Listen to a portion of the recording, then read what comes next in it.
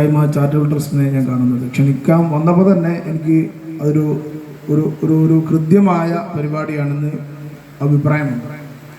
രണ്ട് കാര്യത്തിലാണ്. ഒന്ന്, ഒരു സാമൂഹ്യമായ മുന്നേറ്റത്തിന് ഈ കൂട്ടായ്മ വളരെ ഫലപ്രദമാണ് എന്നുള്ള ഒരു കാര്യം. അതാണ് നിങ്ങൾ ആത്യന്തികമായിട്ട് മനസ്സിലാക്കേണ്ടത്. തൊഴിൽപരമായ മാറ്റങ്ങൾ സാമൂഹ്യ മാറ്റങ്ങളുടെ ഒപ്പം നടക്കുന്ന കാര്യമാണ്. ഒരു സമൂഹം ഇങ്ങനെ ചലിച്ചുകൊണ്ടിരിക്കുമ്പോൾ ചെറുതും വലുതുമായ മാറ്റങ്ങൾ ഉണ്ടായിക്കൊണ്ടേയിരിക്കും. മാറ്റങ്ങളോട് നമുക്ക് വേണ്ടെന്ന് പറയാൻ കഴിയില്ല. അങ്ങനെ കുറേ മാറിയതാണ് നമ്മൾ ഈ പരുവത്തിലെത്തി നിൽക്കുന്നത്. ഇനിയും ഒരുപാട് മാറും.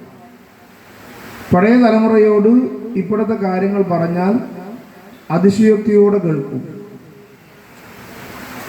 ഇന്നുള്ള കാര്യങ്ങൾ വരും തലമുറയോട് പറഞ്ഞാലും അതിശയോക്തിയോട് കേൾക്കും.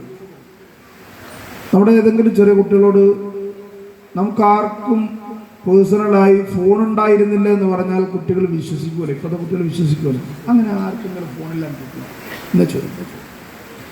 നമ്മൾ പണ്ട് ഫോണിൽ കണ്ട് സംസാരിക്കാമെന്ന് പറഞ്ഞപ്പോൾ നമ്മൾ പറഞ്ഞത് എങ്ങനെ കാണും? കാരണം നമുക്കറിയാവുന്ന ഫോൺ എന്താണ്?